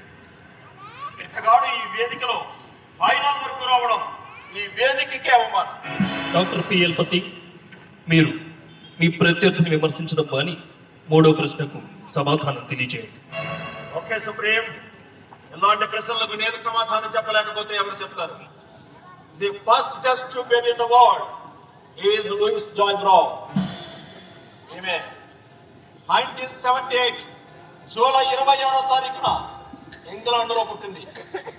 Old Ham general hospital Manchester లో doctor Robert G Edward, Patrick Steptoe and doctor Mukhopadhyay are the creators of the first test tube baby. That's all. ఇప్పుడు మీ ఇద్దరు మీ సమాధానాలు ఏ విధంగా సరైనవో తెలియజేస్తూ మీ వాదనను వినిపించిన తరువాత ప్రపంచవ్యాప్తంగా ఈ షోని చూస్తున్న వీక్షకులు ఇచ్చే ఓట్ల ఆధారంగా విజేతను నిర్ణయించడం జరుగుతుంది. ముందుగా ఈ ఫైనల్ రౌండ్ లో అసిస్టెంట్ సహకారం లేకుండా ప్రత్యర్థులిద్దరే తరపున అవకాశం కల్పించినటువంటి నిర్వాహకులకు ముందుగా థ్యాంక్స్ చెప్తున్నాను. దానివల్ల కంటెస్టెంట్స్ యొక్క నాలెడ్జ్, విజడం, మెంటల్ ఎబిలిటీ వీక్షకులకు బాగా అర్థమవుతుంది. నా ప్రత్యర్థి మిస్టర్ శంకరం ఎక్కడో ఒక మారుమూల గ్రామంలో ఒక హిందూ గుళ్ళో పూజ, డిస్టెన్స్ ఎడ్యుకేషన్ ద్వారా ఎంఏ చేశాడు. ఏదో బ్రతుకు తెరువు కోసం మంత్రాలు చదువుకోవడం తప్ప జీరో నాలెడ్జ్. ఇతగాడి కంటెస్ట్ లో ఫైనల్ వరకు రావడానికి కారణం ఇతని assistant miss Mamata. I'm proudly telling that she is my daughter, graduate from Harvard university. ఆమె ఈ ఫైనల్ రౌండ్ లో మాట్లాడడానికి అవకాశం లేదు కనుక ఇతని అజ్ఞానం బయటపడింది. లేకపోతే ఏంటండి, పుష్పక విమానం అట ఎంతమంది ఎక్కినా ఒకళ్ళకి చోటు ఉంటుందట. ఇలాంటి వింతలు ఎప్పుడైనా చూసాం? అలా ఎక్కడ ప్రపంచంలో ఉన్న జనాభానంతా ఎక్కించేట్టుగా ఇంకా ఒకళ్ళకి చోటు ఉంటుంది. అది గైడెడ్ వెపన్ గురించి అడిగితే పాశుపతాస్త్రం అట సైంధవుడు తల నరికి తీసుకుని వెళ్ళి 100 యోజనాల దూరంలో ఉన్న అతని తండ్రి చేతిలో పడేలా కొట్టాడు. ఏమైనా ఆధారాలు ఉన్నాయా? ఇలాంటి ఎప్పుడైనా చూశారు? ఇంకా విచిత్రం, టెస్ట్ ట్యూబ్ బేబీ గురించి అడిగితే అయినప్పుడు ద్రోణాచార్యుడట మట్టి కుండలు పిల్లలు. అసలు ఇక్కడ ఉన్నామా? ఎంత హాస్యాస్పదం. Sorry, I pity on you. Mister Shankaram, మీరు మీ వాదన వినిపించవచ్చు. ధన్యవాదాలు సుప్రీం. మీ అనుమతితో నా ప్రత్యర్థిని కొన్ని ప్రశ్నలు అడగాలనుకుంటున్నాను. Permission is granted. ముందుగా, ఏమీ తెలియని నేను ఇలా ఫైనల్ వరకు రావడానికి ఆయన చెప్పినట్లుగా నా సహాయకురాలు మమతే కారణం. దానిని నేను సగౌరవంగా అంగీకరిస్తూ ఆమెను కన్న తండ్రిగా మీకు కృతజ్ఞతలు తెలియజేస్తున్నాను. నేను చెప్పిన వాటికి ఆధారాలు లేవు అన్నారు. మరి మీరు చెప్పిన వాటికి ఆధారాలు? అన్ని కళ్ళ ముందు జరిగినవి. అంటే మీరు చూసారా? History recorded in history books. నేనే కాదు, ప్రపంచంలో ఏ హిస్టరీ స్టూడెంట్ అడిగినా ఇవే సమాధానాలు చెప్తారు. అంతెందుకు, గూగుల్లో కొట్టి చూడు, నేను చెప్పిన సమాధానాలు రాకపోతాడు. అంటే హిస్టరీ బుక్స్ ఆధారంగా లేదా ఎవరో కొంతమంది గూగుల్లో అప్లోడ్ చేసిన సమాచారం ఆధారంగా మీరు మీ సమాధానాలు చెప్పారు అంటారు. అలాగే నేను కూడా ఇద్దరు భారతీయ చరిత్రకారులు, ఆదికవి వాల్మీకి, వేదవ్యాసులు రచించిన రామాయణ మహాభారత గ్రంథాల ఆధారంగానే నా సమాధానాలు చెప్పాను. ఈ మధ్య రామాయణ మహాభారతాలు కూడా గూగుల్లో అప్లోడ్ చేశారు, మీరు కూడా చూడవచ్చు. అవన్నీ కుక్కిరి పురాణాలు. నేను చెబుతున్నది హిస్టరీ. ఇదంతా మన కళ్ళ ముందు జరిగిన హిస్టరీ. అంటే మీరు రైట్ బ్రదర్స్ ని వాళ్ళు తయారు చేసిన విమానాన్ని చూసారా? అప్పటికి నేను పుట్టలేదు కదా, కానీ రైట్ బ్రదర్స్ మొదలైన వాళ్ళ సమకాలీన వ్యక్తులు స్వయంగా చూసి రికార్డ్ చేసిన వాస్తవం. అలాగే రామాయణం రాసిన వాల్మీకి అందులో ప్రధాన భూమిక పోషించి సాక్షాత్తు సీతాదేవికి ఆశ్రయం ఇచ్చిన వ్యక్తి. వేదవ్యాసుని మనవలే కౌరవ పాండవులు, వాళ్ళు రికార్డ్ చేసిన హిస్టరీలే ఈ రామాయణ మహాభారతాలు. నేను చెప్పిన వాటికి ఆధారాలు ఉన్నాయి. రైట్ బ్రదర్స్ కనిపెట్టిన విమానం ఆధారంగా తయారు చేసిన విమానాలు ఇప్పటికీ తిరుగుతున్నాయి. First test tube baby Louise Joy Brown ఇంకా బతిగా ఉంది. గూగుల్లో కొట్టు చూడు, ఆవిడ ఫోటో కూడా వస్తుంది. నువ్వు చెప్పే వాటికి ఆధారాలు ఏంటి? శ్రీరాముడు నిర్మించిన వారధి, శ్రీకృష్ణుడు నిర్మించిన ద్వారక ఉపగ్రహ ఛాయాచిత్రాల్లో బయటపడ్డాయి. మీరు కూడా గూగుల్లో కొట్టి చూడండి, వాటి ఫొటోస్ కూడా వస్తాయి. అలాగే శ్రీకృష్ణుడు ప్రవచించిన యావత్ ప్రపంచానికి శిరోధార్యమైన భగవద్గీత ఈ ఇంట్లో కూడా ఉండే ఉంటుంది. ఎందుకంటే మీరు నాస్తికులు కదా, దానిని విమర్శించడం కోసమైనా తప్పనిసరిగా చదివే ఉంటారు. నేను చెప్పిన వాటికి ఇంతకన్నా ఆధారాలు ఏం కావాలి? సార్ సార్, ఎలా చెప్పాలో కూడా నాకు అర్థం కాదు. చూడు, నేను చెప్పేది మోడర్న్ హిస్టరీ, అంటే ఆధునిక కాలంలో నవనాగరికమైన వ్యక్తులు టైంతో సహా రికార్డ్ చేసిన వాస్తవం. నువ్వు చెబుతున్నది ఎప్పుడో బార్బేరియన్స్ కాలంలో కనీసం లెక్కలు కూడా తెలియని వ్యక్తులు అవాతులు చవాకులు వస్తే వాటిని ఆధారాలుగా ఎలా పరిగణిస్తాం? ఏమన్నారు? వాల్మీకి వేదవ్యాసులు లెక్కలు కూడా తెలియని బార్బేరియన్స్, అనాగరికుల. ఈనాటి మనకంటే ఎన్నో రెట్లు అధునాతనమైన నాగరికత టెక్నాలజీ తెలిసిన జ్ఞానులు వారు. లెక్కలు కూడా రావా? రామాయణ కాలానికి 10,000 సంవత్సరాల క్రితం రాయబడిన యజుర్వేదంలో యజ్ఞించేసే మేధాతిథి అనే మహర్షి ఇలా చదువుతాడు. ఓం ఇమం మే అగ్నాయిష్టక దేవనా సంవేగా దశగా శతంగా సహస్రంగా అయుతంగా నీతంగా ప్రీతంగా అద్భుతంగా యాద్భుతంగా సముద్రంగా మధ్యంగా అంతంగా పరార్థంగా ఇమం మే అగ్నాయిష్టక దేవనా సత్వాముద్రాముష్మిన్ లోకే. అంటే ఏమిటో తెలుసా? ఆవిడ తెలుసు, ఏదో అది కాక ఇది కాక ఓ అగ్నిదేవా, ఈ యజ్ఞవాటికకు పేర్చిన ఇటుకలే మా దేశానికి పాలిచ్చే ఆవులుగా మారి అవి ఏక అంటే 1, దశక 10, శతంగా 100, సహస్రంగా 1000, అయుతంగా 10,000, ఈతంగా 1,00,000, ప్రీతంగా 10 లక్షలు, అద్భుతంగా 1,00,00,000, యాద్భుతంగా 10 కోట్లు, సముద్రంగా 100 కోట్లు, మధ్యంగా 1000 కోట్లు, అంతంగా 10,000 కోట్లు, పరార్థంగా 1,00,000 కోట్లు. ఈ లోకాల్లో ఇంకా వేరే వేరే లోకాల్లో అని ఏమన్నారు? వీరు నవనాగరికులు. ఈనాటి మీకంటే ఎన్నో రెట్లు అధునాతనమైన నాగరికులు వాళ్ళు. ఆనాటి మా వైద్యులు వినాయకుడికి గజముఖాన్ని ఇచ్చారు, దక్షుడి తల నరికి గొర్రె తల పెట్టారు. ఇప్పటి మీ వైద్య శాస్త్రం అంతా అభివృద్ధి చెందిందా? మీరు ఇంకా కేవలం గుండెలు తీసి గుండెలు మాత్రమే మార్చగలుగుతున్నారు. ఈ అమెరికా వాడు చంద్రమండలం మీద కాలు పెట్టాడని చక్కలు కొట్టుకుంటున్నారే, కానీ ఆనాడు మా నారదముని సంకల్ప మాత్రం చే సర్వలోకాలను సందర్శించేవాడు. ఆ రాముడు అర్జునుడు బ్రహ్మాస్త్రాన్ని సంధించి కూడా ఉపసంహరించగలరు, కానీ ఈ అమెరికా వాడు అణుబాంబులు ప్రయోగించగలడు, కానీ ఉపసంహరించలేడు. అవన్నీ సూపర్ స్టిషన్స్ ఇప్పుడు లేవు కదా. ఇప్పుడు లేనంత మాత్రాన జరిగింది చరిత్ర కాకపోదు. ఆనాటి నాగరికతలు రామాయణ మహాభారతాల యుద్ధాల కారణంగా అంతరించిపోయి ఇప్పుడు భవిష్యత్తులో ఏ అమెరికా చైనాలతో యుద్ధం తటస్థించి అణుబాంబులు ప్రయోగించుకుంటే ఈనాటి ఈ నాగరికత కూడా మిగలదు. అంత మాత్రాన జరిగింది అబద్ధం కాదు కదా. అంటే మనకంటే గొప్ప నాగరికతలు యుద్ధాల కారణంగా అంతరించిపోయాయంటాం. అవును, సరే, కాసేపు అలాగే అనుకుందాం. ఇందాక నువ్వు అన్నట్టుగా ఏ అమెరికాకి చైనాకి యుద్ధం తటస్థించి అణుబాంబులు హైడ్రోజన్ బాంబులు ప్రయోగించుకుని అంతా సర్వనాశనం అయిపోయిన తర్వాత ఎక్కడో ఒక మూల ఎండమూరి వీరేంద్రనాథ్ గారు, ఎత్తనపూడి సులోచనారాణి గారు రాసినటువంటి 2 నవళ్ళు కాలకుండా మిగిలిపోయాయి అనుకున్నాం.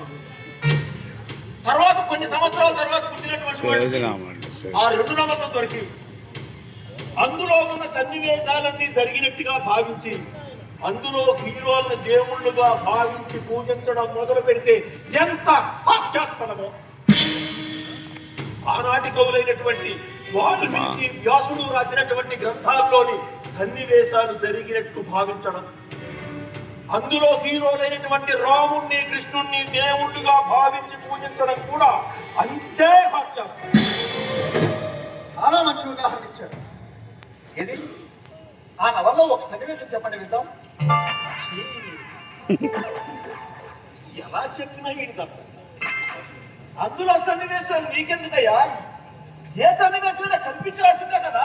కల్పించి రాసిందే, ఊరికే ఒక సన్నివేశం చెప్పండి విందాం. ఇదేమన్నా మేజువాడి కచేరీ అంట కథలు కల్పితాలు కన్నానికి.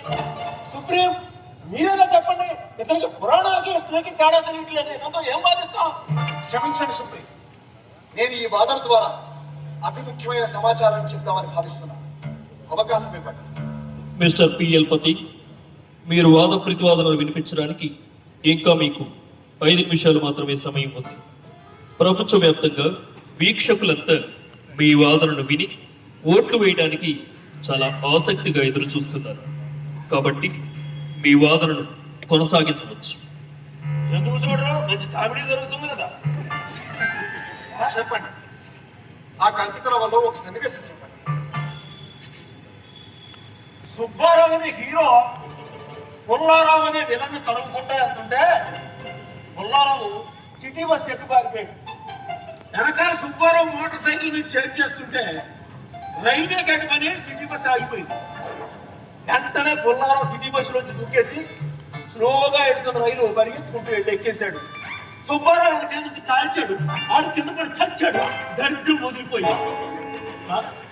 సన్నివేశం మంచిదండి. ఈ సన్నివేశం ఏ నవల్లోదండి? నీ శార్థం నా పిండాకుడు నవల పేరు. సంతోషం. రెండో నవల్లో సన్నివేశం కూడా చెప్తారా? పోనీ నేను చెప్తే వింటారా? చెప్పు. నా చెవికి ఏమైనా తలుపులు ఉన్నాయా మూసుకోవడానికి? 5 నిమిషాల సమయం ఉంది కదా, చెప్పు. విజయం నాదే ఎలా అనే నవల్లో సన్నివేశం చెప్తాను. మోహన్ అనే పేద పిల్లవాడు రైల్లో బోగిని క్లీన్ చేస్తూ అడుక్కుంటూ ఉంటాడు. అతని దగ్గర డబ్బులు గుంజడానికి కార్తీక్ అనే రౌడీ వస్తే అతనిని వెంబడిస్తూ ఒక పోలీస్ వస్తాడు. వాళ్ళిద్దరికీ మధ్య జరిగిన సంఘర్షణలో పోలీస్ వద్దున్న తుపాకీ మిస్ఫైర్ అయ్యి మోహన్కి తగ్గుతుంది. దాంతో ఈ హత్యానారం తమ మీదకి ఎక్కడొస్తుందో అని భయపడి వాళ్ళిద్దరూ ఏకమై మోహన్ని రైలు నుంచి తోసేస్తారు. మోహన్ రైలు బ్రిడ్జి వెతుగా వెళ్తున్న ఒక బస్సు టాప్ మీద పడతాడు.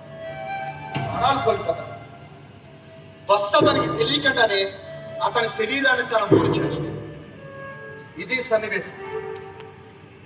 ఈ 2 సన్నివేశాలు కేవలం కల్పితాలు.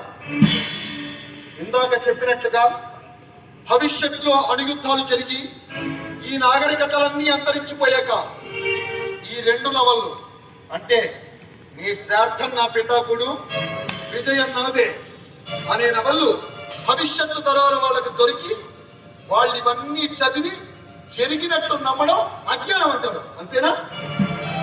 అమ్మయ్యా, ఇప్పటికైనా అర్థమైనది. సంతోషం. అంతే. ఈ 2 సన్నివేశాలు కేవలం కల్పితాలు. కానీ ఈ 2 నవలలు రాసిన కాలంలో ఒక రైలు ఉండేది అన్న మాట నిజం. అవునా? ఒక బస్సు ఉండేది, అది ప్రయాణికులను ఒక చోటు నుండి ఇంకొక చోటికి చేరుస్తుంది అనేది నిజం. అవునా? తుపాకీ ఉండేది అనేది నిజం. ఆ తుపాకీతో కాలిస్తే మనిషి చచ్చిపోతాడు అనేది నిజం. అవునా కాదా? అలాగే రామాయణ మహాభారతాలు నిజాలు కావచ్చు, కల్పితాలు కావచ్చు, కానీ ఆ రెండు గ్రంథాల్లోనూ కూడా తెలుపబడిన పుష్పక విమానం ఉన్నది అనేది నిజం. పాశుపతాస్త్రం, నారాయణాస్త్రం, బ్రహ్మాస్త్రం మొదలగు అస్త్రశస్త్రాలు ఉన్నాయి. అవి విధ్వంసాలను సృష్టించే ఆయుధాలు అనేది నిజం. భారతంలో పుట్టిన ద్రోణాచార్యుడే కాదు, తర్వాత పుట్టిన 101 మంది కౌరవులు కూడా టెస్ట్ ట్యూబ్ బేబీలే అన్న మాట నిజం నిజం నిజం. ఏ కవి అయినా చరిత్రకారుడైనా సమకాలీన పరిస్థితులపై మాత్రమే కవిత్వం చెప్పగలరు. సమకాలీన పరిస్థితులు దాటి కొంత ఊహించవచ్చేమో కానీ అసలు సమకాలీన పరిస్థితులే లేకుండా కవిత్వం చెప్పడం సాధ్యం కాదు. అలాగే రెండు వేరు వేరు కాలాలకు చెందిన కవులు కూడా ఒకే పేరుతో మోగ చేయడం సాధ్యం కాదు. ఇప్పటి మీ అంచనాల ప్రకారం క్రీస్తు పూర్వం 10,000 సంవత్సరాల క్రితం రాయబడిన రామాయణంలోనూ 4,500 సంవత్సరాల క్రితం రాయబడిన మహాభారతంలోనూ కూడా ప్రస్తావించబడిన పుష్పక విమానమే మొట్టమొదటి విమానం, అతిపెద్ద విమానం. పాశుపతాస్త్రమే మొట్టమొదటి గైడెడ్ వెపన్. ద్రోణాచార్యుడే మొట్టమొదటి టెస్ట్ బేబీ. మిస్టర్ పిఎల్ పతి, ఇంకా ఒక్క నిమిషం మాత్రమే సమయం ఉంది. మీరు మీ వాదన వినిపించవచ్చు. నవలలు కల్పితాలు కావచ్చు, కానీ ఆ రెండు నవలలోనూ ఉన్న రైలు నిజం, బస్సు నిజం, తుపాకీ నిజం. అలాగే రామాయణ మహాభారతాలు కల్పితాలు కావచ్చు, నిజాలు కావచ్చు. వాటిల్లో రెండింటిలోనూ ప్రస్తావించబడిన పాశుపతాస్త్రం నిజం, పుష్పక విమానం నిజం.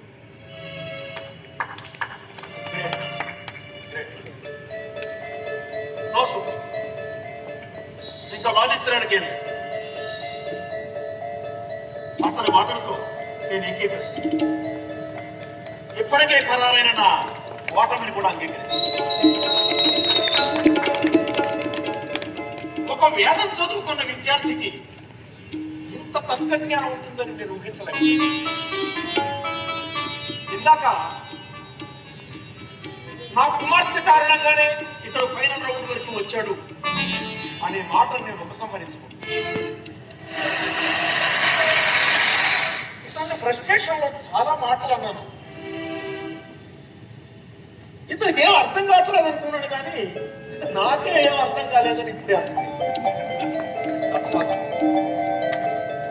The time is over. ఈ పోటీలని ప్రపంచవ్యాప్తంగా 10 కోట్ల మంది తిలకించడం జరిగింది.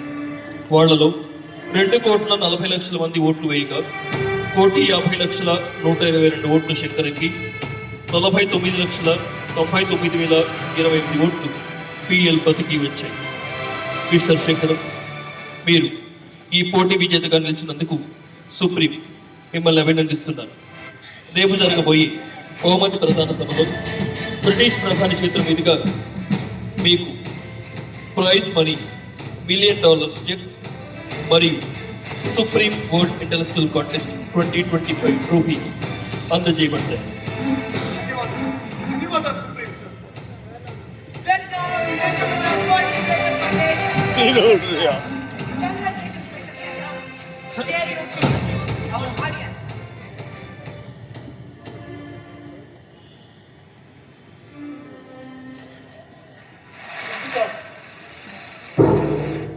తాను మోసపోయి కూడా నన్ను గర్భంలోనే పరిచయకుండా నాకు జన్మనిచ్చి తనకి సరిపోతూ ఒక మహానుభావుని చేతిలో పెట్టిన నా తల్లి అన్నపూర్ణాదేవికి నమస్కరిస్తున్నాను.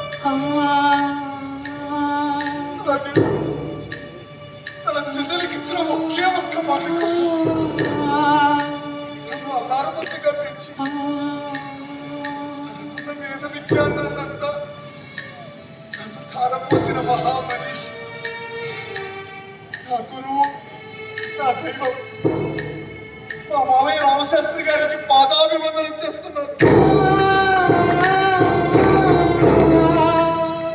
నన్ను కన్న తల్లి కంటే ఎక్కువగా ఆదరించిన మా అత్త సుబ్బలక్ష్మి గారికి నమస్కరిస్తున్నాను.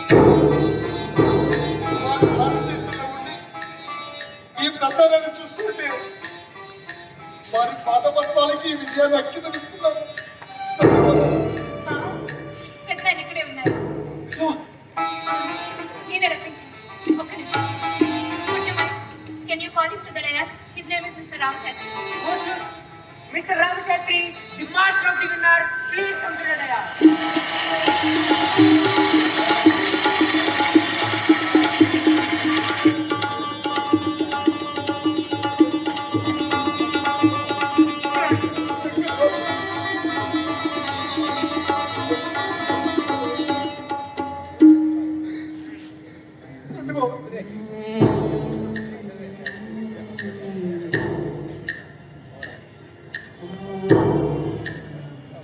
మా త్యాగరాజ స్వామి వారు చెప్పిన ఎందరో మహానుభావులు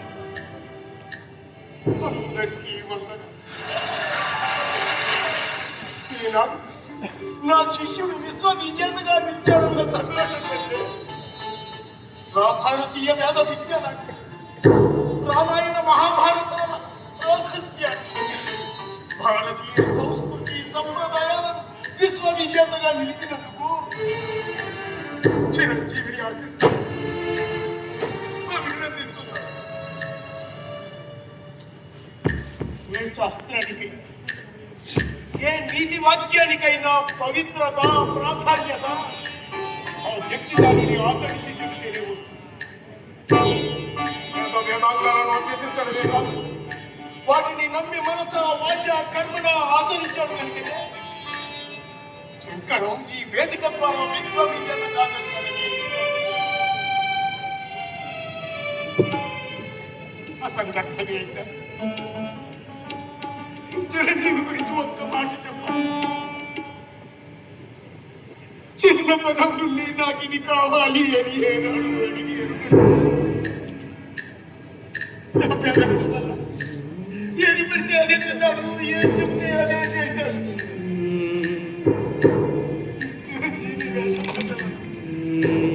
వృత్తి ప్రవృత్తులను కించపరుస్తూ నా కూతురు ఇతన్ని వివాహం చేసుకోవడానికి నిరాకరిస్తే మనవైన సంస్కృతి సంప్రదాయ వేష భాషలు అవహేళన పాలైనందుకు బాధపడ్డానే కానీ నిరాకరించినందుకు బాధపడలేదు. అంతేకాదు, నా తమ్ముని కుమార్తె మమత ఇతని గుణగణాలను మెచ్చి నిన్ను వివాహం చేసుకుంటాను అని అడిగితే, నీ తండ్రి గారి అనుమతి లేనిదే నిన్ను వివాహం చేసుకోలేను అని మనసులో కొండంత ప్రేమ ఉన్న సున్నితంగా తిరస్కరించగలిగిన స్థితప్రజ్ఞుడు కనుకనే భగవంతుడు మీ అందరి రూపంలో సహకరించి విశ్వవిజేతగా నిలబడి ఏ దేశానికి, ఏ శాస్త్రానికైనా ప్రాణము ఆ దేశం యొక్క సంస్కృతి. అటువంటి సంస్కృతిని కోల్పోయిన నాడు ఆ జాతి ఆత్మ లేని శరీరంలో నిర్జీవమై తన అస్తిత్వాన్నే కోల్పోతుంది. ఓ భారతీయులారా, ఒక్కసారి ఆత్మావలోకనం చేసుకోండి. సర్వోన్నతమైన ఈ విజ్ఞాన భారతానికి మీరంతా వారసులు. పవిత్రమైన మన సంస్కృతి సంప్రదాయాలను ఆచరించలేకపోయినా పడవలేదు కానీ దయచేసి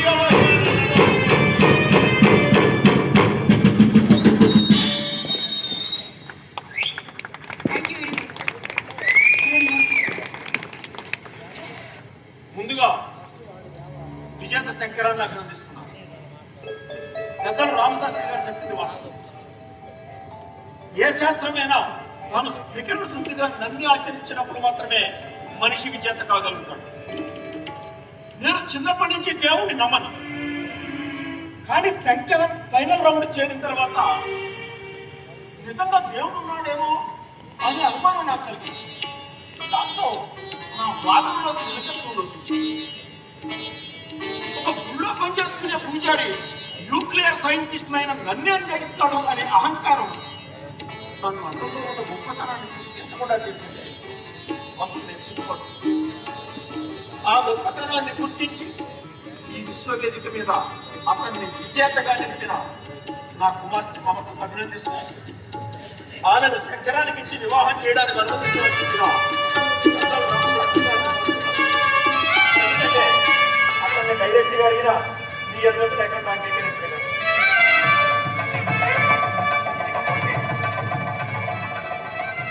ఈ వేదిక ద్వారా మన భారతీయ విజ్ఞానం యొక్క గొప్పతనాన్ని తెలుసుకున్న నేను నా అమెరికా పౌరసత్వాన్ని విడిచిపెట్టుకుంటూ నా విజ్ఞాన భారతంలో సగర్వంగా జీవిస్తానని మనం చేస్తున్నాం.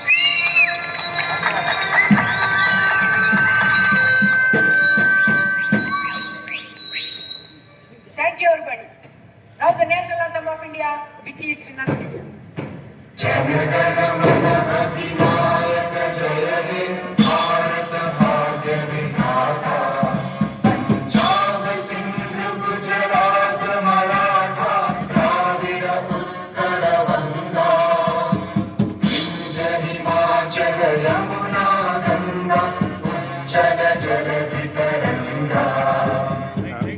शुभ नामे जागे तव शुभ आशीष मागे गाहे तव जय गाथा जन गण मंगलदायक जय हे भारत भाग्य विधाता जय हे जय जय जय जय हे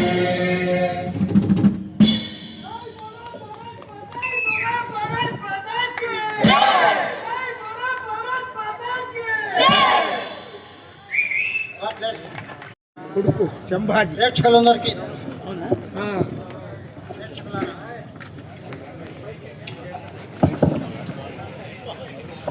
ప్రేక్షకులారా ఒక్క 2 నిమిషాలు దయచేసి ఉండండి. మంచి నాటకాలు చూశాం కదా, వారిని అభినందించాలి.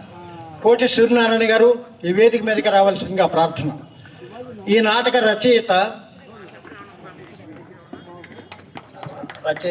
దర్శకుడు కూడా వీరే. వీళ్ళిద్దరూ నా నిజ జీవితంలో వాళ్ళిద్దరూ నటించారు, అందరూ నటించారు. సూర్యనారాయణ గారు రండి, నేను కొంచెం ఎగ్జైట్ అయ్యాను. ఎందుకు ప్రదర్శన పారితోషికం 40,000 రూపాయలు మరియు మెమంటో. పదండి రండి. ప్రదర్శన పారితోషికం 40,000 రూపాయలు, మెమంటోని మన మిత్రులు కోటి సూర్యనారాయణ గారు అందజేస్తారు. ఆ మెమంటో తీసుకురా అమ్మాయి. రైట్, అదిగోటి బొమ్మ, అదిగోటి మీదే.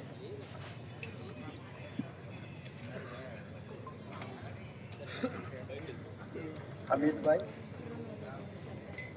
నమస్తే. ఇంకొకటి సార్, ఇంకో మెమంటో కూడా ఇద్దాం మనం.